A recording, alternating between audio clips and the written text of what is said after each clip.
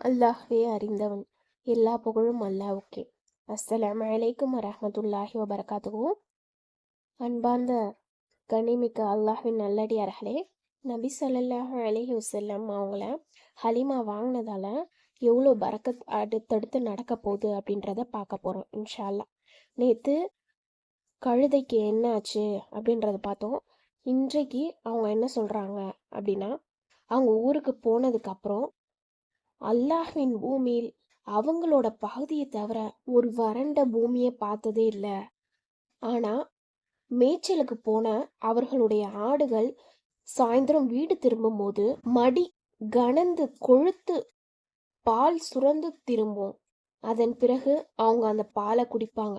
அவங்க ஆடுகளை தவிர அவங்க கூட இருக்கிற எல்லாருடைய ஆடுகளும் வயிறு ஒட்டிய நிலையில ரொம்ப சோர்ந்து மிகவும் வறுமையா திரும்பும். அப்போ அவங்க கூட இருக்கிறவங்களாம் சொல்லுவாங்களாம், உங்களுக்கு என்ன ஆச்சு?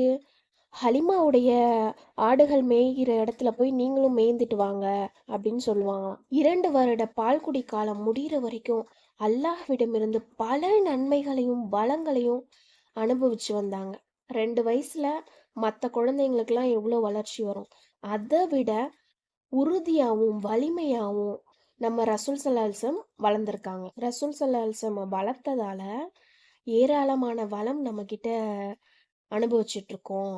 அதனால அவங்கள தவணை முடிந்ததுக்கு அப்புறமும் நம்மக்கிட்டே வச்சுக்கலாம் அப்படின்னு சொல்லிட்டு 2 பேரும் முடிவெடுக்கிறாங்க. அப்போ ஹலிமா அவங்க தாயார்கிட்ட என்ன சொல்லி அவங்கள கன்வின்ஸ் பண்ணுறாங்கன்னா, இந்த அருமையான குழந்தை இன்னும் நல்லா திடகாத்திரமா வளர்ற வரைக்கும் என்கிட்டே விட்டுடுங்க. ஏன்னா மக்கால ஏதேனும் நோய் அவருக்கு வந்துருமோ அப்படின்னு நான் பயப்படுறேன் அப்படின்னு சொல்லி ஹலிமாவுடைய தொடர் வற்புறுத்தலால ஹாமினா அம்மையார் அவங்க கிட்டே குழந்தை வளரட்டும் அப்படின்னு சொல்லிட்டு விட்டுட்டாங்க. இன்ஷா அல்லாஹ் தொடர்ந்து நாளைக்கு பார்க்கலாம்.